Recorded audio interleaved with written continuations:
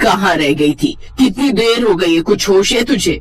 हाँ माँ, वो कॉलेज के बाद पिंकी के साथ जरा मार्केट निकल गई थी। और क्या करने गई थी मार्केट? मार्केट क्यों जाते हैं माँ, कैसी बातें करती हो आप भी? अच्छा, मतलब फिर शॉपिंग करने गई थी? हाँ, बस थोड़ी सी। अवनी, तुझे कितनी बार समझाया मैंने, हम लोग इतने अमीर नहीं हैं, हमें एक एक पैसा समझदारी से खर्च करना चाहिए। कसम से मम्मी, मैंने बहुत समझदारी से पैसे खर्च किए। अच्छा ला दिखा तो, मैं भी देखूं तेरी समझदारी। अवंती ने गुस्से से कहा तो उसकी बेटी अवनी फौरन अपने थैले खोलकर दिखाने लगी। उसने थैले से एक कुर्ती निकाली और फिर चहकते हुए बोली, ये देखो माँ, कितनी प्यारी कुर्ती है ना? अच्छा, ये जरूरी थी? हाँ हाँ, बहुत जरूरी थी माँ, मेरी सारी कुर्तियाँ पुरानी हो गई है ना। और वो पिछले हफ्ते जो 3 कुर्तियाँ लाई थी उसका क्या, वो भी पुरानी हो गई? वो तो उनको मिलाकर ही तो अब सारी नई कुर्तियां है ना मेरे पास। और ये देखो, ये नया पर्स मेरे लिए, ये कॉलेज के लिए नया बैग, और ये, हाय राम, यानी तू फूका ही 8-10 हजार रुपए। नहीं मम्मी, सिर्फ 7,800 रुपए। और ये देखो, ये साड़ी आपके लिए। मेरे लिए? हाँ, खास आपके लिए। कितने की है? अरे क्या करोगी आप जानकर, आप तो बस साड़ी पकड़ो। अवनी जानती थी कि उसे अपनी माँ को कैसे मनाना है, इसीलिए वो जब भी शॉपिंग से आती तो कुछ न कुछ अपनी माँ के लिए जरूर ले आती, जिससे उसकी माँ का गुस्सा शांत हो जाता। अवनी की इस आदत से उसकी माँ भी परेशान थी। अवनी रोज रोज मार्केट जाती और कुछ न कुछ शॉपिंग करती रहती। फिर अगले दिन, माँ जल्दी से खाना दे दो ना, बहुत भूख लगी है। क्यों, ऐसा क्या करके आई है तू? अरे माँ, बस पूछो मत, पहले कॉलेज गई, सारा दिन पढ़ाई की, और फिर कॉलेज के बाद वो नताशा है ना, वो जबरदस्ती शॉपिंग के लिए अपने साथ ले गई। जबरदस्ती? हाँ माँ, मैं तो उसे मना कर रही थी पर वो मानी नहीं। और आप जानती हो ना कि मैं मोल भाव करने में कितनी माहिर हूँ, तो सारी सहेलियाँ ना मुझे ही अपने साथ ले जाती हैं। अच्छा, तो तूने अपने लिए तो कुछ खरीदा नहीं होगा ना? ना, मैंने कहाँ कुछ खरीदा, बस ये एक सिंपल सी ड्रेस दिख गई तो अब बहुत अच्छे ऑफर में मिल गई, बहुत सस्ते में। अच्छा, जरा दिखा तो मुझे। छोड़ो ना माँ, ऐसी है, आपको कुछ खास पसंद नहीं आएगी। अरे दिखा तो सही, तभी तो मैं बता पाऊंगी ना कि मुझे कितनी पसंद आई। वो अवनी को बुरे वक्त के लिए जो भी पैसे देती, अवनी उससे कुछ न कुछ खरीद लाती। और अवंती अब उस सबसे तंग आ चुकी थी। देख अवनी, तेरे पापा की पेंशन इतनी नहीं है कि तू यूं ही पैसे उड़ाती रहे। और दूसरी बात ये कि ये तो तेरा घर है, पर जब तू ससुराल जाएगी तो वहाँ ये सब नहीं चलेगा। अरे ससुराल में तेरे ये नखरे कोई नहीं उठाएगा, समझी तू? अगर ऐसा है तो मैं भागकर वापस आपके पास आ जाऊंगी, कह देती हूँ। अच्छा, और फिर क्या करेगी सारी जिंदगी? पापा की पेंशन से शॉपिंग करूंगी, और क्या। अवनी की बात सुनकर अवंती भी हंस पड़ी। ऐसे वक्त गुजरता गया और फिर एक दिन अवनी की शादी हो गई। शादी में विदाई के वक्त अवंती ने फिर अवनी को समझाया, देख अवनी, मेरी बात ध्यान से सुन, थोड़ा अपनी आदत पर काबू रखना। माना तेरे ससुराल वाले पैसे वाले हैं, लेकिन तेरी ये रोज रोज की शॉपिंग की आदत कहीं तुझ पर भारी ना पड़ जाए, समझ गई ना? हाँ माँ, कितनी बार एक ही बात कहोगी, मैं ध्यान रखूंगी। अच्छा, अब थोड़ा रो भी लो, मैं विदा हो रही हूँ। फिर अवंती ने अपनी बेटी को विराट के साथ विदा कर दिया। अवनी अब अपने ससुराल आ चुकी थी। नई बहू होने के चलते उसे कई दिन घर से बाहर ही नहीं निकलने दिया गया। रोज रोज शॉपिंग करने वाली अवनी कई दिन उसे घर में बंद थी। और फिर एक दिन, अरे विराट बेटा, जब से तेरी शादी हुई है तो अवनी को एक बार भी बाहर घुमाने लेकर नहीं गया, इसे जरा बाहर घुमा ला बेटा। ठीक है मम्मी, मैं बोलता हूँ अवनी को तैयार होने के लिए। अब सुनिए, ये लीजिए, ये रहा आपका पर्स, और ये रही आपकी कार की चाबी। लगता है तुम तो तैयार ही बैठी हो। विराट की बात सुनकर अवनी शर्मा गई और उसकी सास नीलिमा हंसने लगी। कुछ दिनों बाद शॉपिंग पर निकली अवनी बहुत खुश थी। बाजार में जाते ही उसका मन किया कि वो दुकानों पर टूट पड़े, लेकिन उसे उसकी माँ की बात याद आ गई। मन मार कर वो एक दुकान पर गई और अपने लिए 1,000 रुपए का एक पर्स खरीदा और फिर घर चले। ये क्या पर्स, कितने का लिया? बस 1,000 रुपए का है। बाप रे, इतना महंगा, तुम्हारे शौक तो बड़े हैं भाई।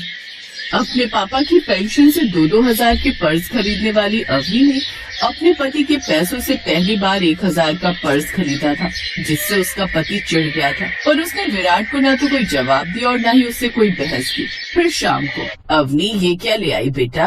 वो मम्मी जी एक पर्स लिया है। क्यों विराट, कितना पैसा खर्च करवा दिया तेरा नई बहू ने? मैं तो इसे बस गोलगप्पे खिलाने ले गया था माँ, पर इसने तो पूरे 1,000 का चूना लगा दिया।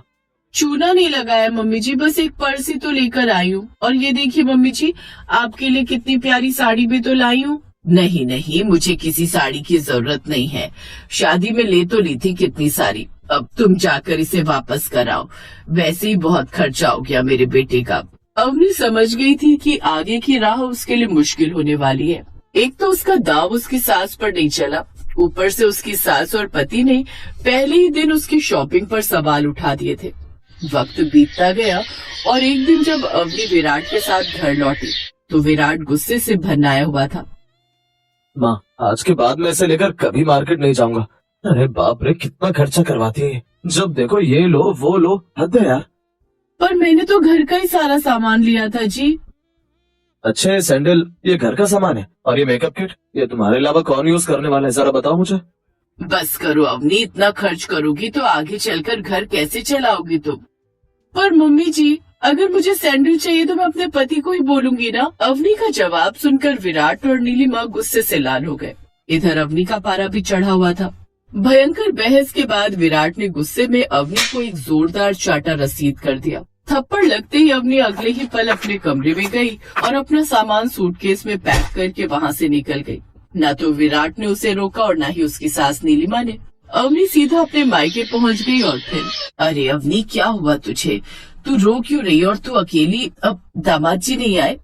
वो लोग बहुत बुरे हैं मम्मी। फिर एक ही सांस में अवनी ने अपनी माँ को सारी बात बता दी। उसकी बात सुनकर अवंती समझ गई कि अवनी की रोज रोज शॉपिंग की आदत ने उसका घर बिगाड़ दिया था। उसने अवनी को लाख समझाने की कोशिश की, लेकिन अवनी वापस अपने ससुराल जाने को तैयार नहीं हुई। फिर अगले दिन रसोई में, माँ घी कहाँ रखा है? घी तो आना बंद हो गया बेटा। पर क्यों मम्मी? मेरे लीवर में इन्फेक्शन निकला है, डॉक्टर ने कहा है कि ऑपरेशन होगा। 5 लाख रुपए चाहिए, तो बस उसी के लिए पैसे जोड़ रही हूँ। है? पर कब से आपको ये दिक्कत? यही कोई 5 साल से। और आपने मुझे कभी बताया क्यों नहीं कुछ? क्या करती तुझे बताकर? मैं तुझे परेशान नहीं करना चाहती थी, और दूसरी बात, हमारे पास पैसे कहाँ थे ऑपरेशन के लिए? मम्मी, आप तकलीफ में रही और आपने मुझे बताया तक नहीं, और मैं पगली शॉपिंग में वो सारे पैसे उड़ाती रही जो आपके इलाज के लिए काम आते। नहीं, ये बहुत गलत हुआ। मेरी शॉपिंग की वजह से ही आपका इलाज नहीं हुआ ना। अब मेरी शॉपिंग ही आपका इलाज कराएगी। इतना कहकर अवनी बाजार की तरफ चली गई। अवंती ने उसे रोकने की बहुत कोशिश की, लेकिन वो रुकी नहीं। उसने बाजार जाकर एक से एक बढ़िया ड्रेस खरीदी। उसकी शॉपिंग और फैशन की समझ ऐसी थी कि वो जो भी चीज खरीदती थी वो अपनी असली कीमत से कई गुना ज्यादा महंगी दिखती थी। उसने ढेर सारी शॉपिंग करके अपने घर के बाहर ही दुकान लगा ली। ये इतना सारा सामान, माँ आज से मैं यही दुकान लगाऊंगी और पैसे कमाऊंगी ताकि आपको ऑपरेशन करा सकूं। अरे तू मेरी चिंता मत कर, तू जाकर अपने ससुराल संभाल। भाड़ में गए ऐसे ससुराल वाले, अगर उन्हें मेरी चिंता होती तो वो अब तक आ चुके होते मुझे लेने। अवनी अब हर रोज मार्केट जाती, अच्छा सामान थोक में खरीद कर लाती और उसे अपने ही घर के सामने बेचती। धीरे धीरे उसकी कमाई अच्छी होने लगी और फिर कुछ ही महीनों में उसने अपनी माँ का ऑपरेशन कराया और अवंती पूरी तरह से ठीक हो गई। और फिर भगवान सबको तेरी जैसी बेटी दे। आपका ऑपरेशन हो गया ना, अब आप पूरी तरह से ठीक हो। आप आराम करो, मैं आती हूँ। अरे पर तू जा कहाँ रही है? शॉपिंग करने, पर इस बार बेचने के लिए नहीं बल्कि अपने लिए एक नई साड़ी लेने। अब इतने दिनों बाद ससुराल जाऊंगी तो पुरानी साड़ी में तो नहीं जाऊंगी ना। क्या सच कह रही है तू बेटा? हाँ माँ, इनका फोन आया था, वो मुझे वापस ले जाना चाहते हैं और आप चिंता मत करना, मैं ज्यादा महंगी साड़ी लेकर नहीं आऊंगी और आगे से रोज रोज शॉपिंग भी नहीं करूंगी।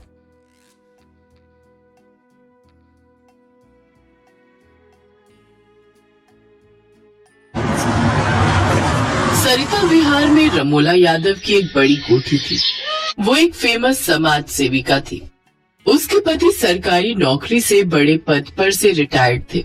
उसका एक बेटा रोहन था जो कि बड़ी कंपनी में काम करता था। वो एक संपन्न परिवार था।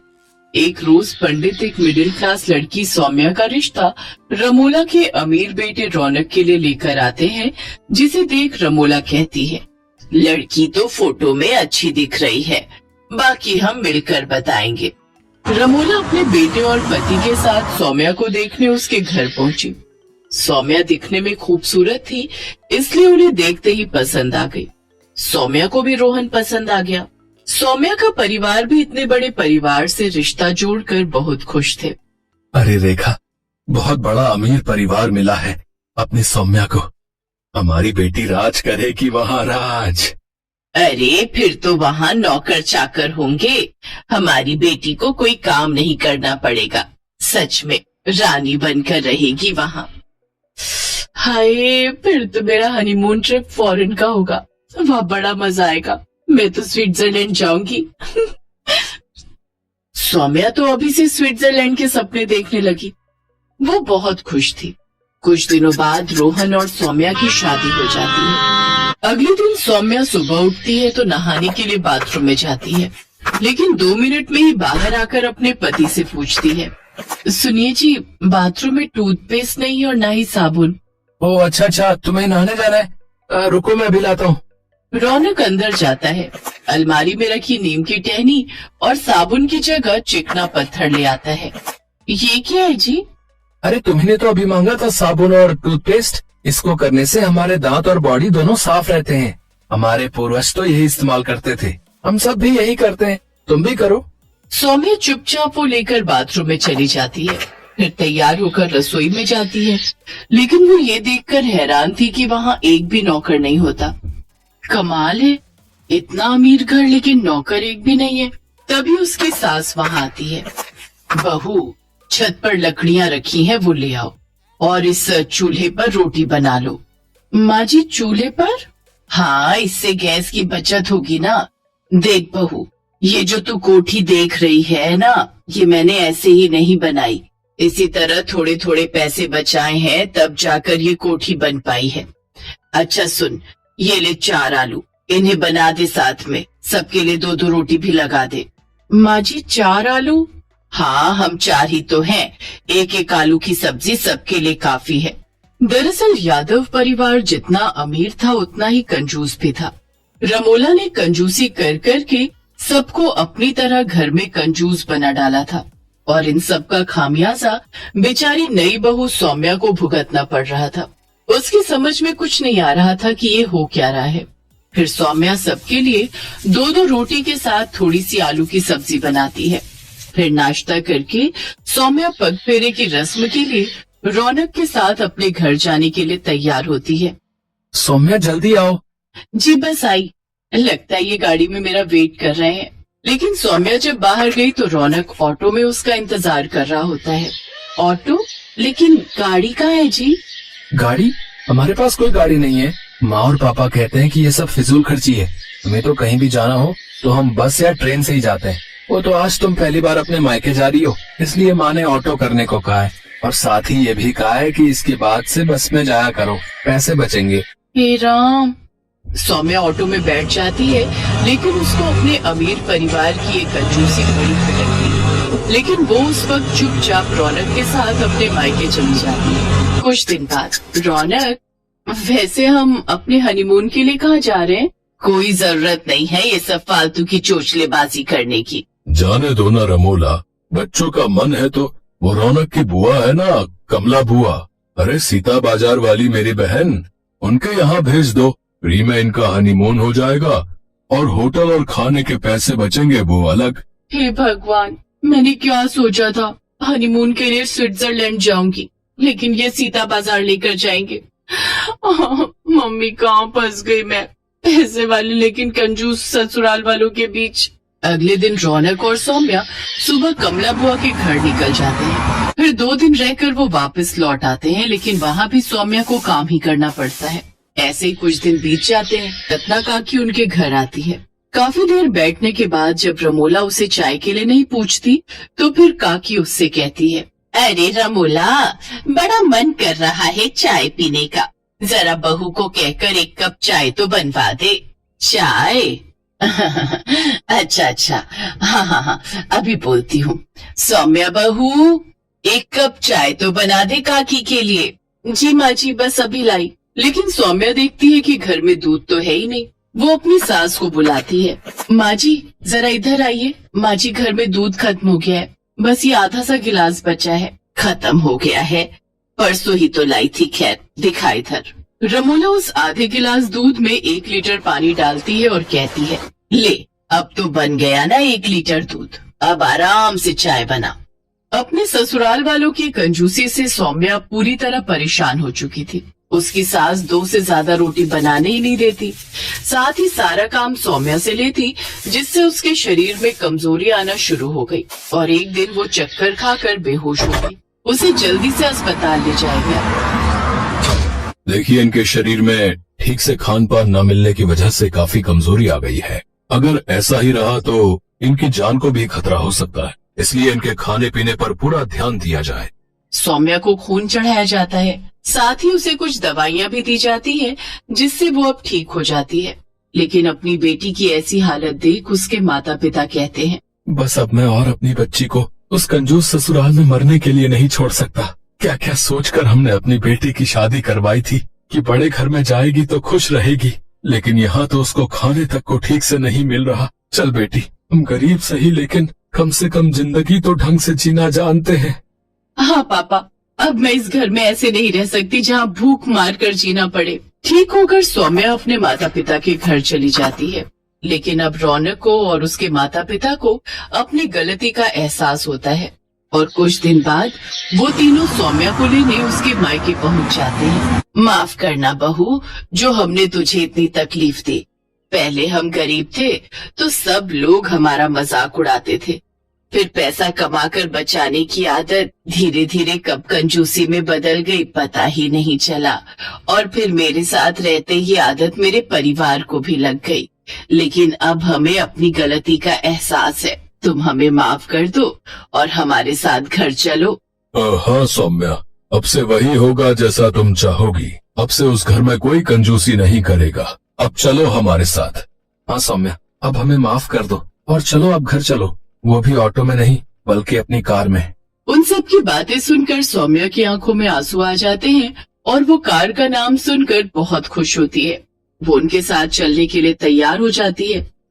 सौम्या के माता पिता भी बहुत खुश थे। सौम्या अपनी नई गाड़ी में बैठकर अपने ससुराल लौट आती है। रमोला अब उसके लिए काम वाली बाई भी रख देती है। साथ ही सौम्या को वो अब किसी भी तरह की रोक टोक नहीं करती। अब सौम्या का जो मन होता वो बनाकर खाती और सबको खिलाती। अब सौम्या अपने ससुराल में सबके साथ खुशी खुशी रहती है।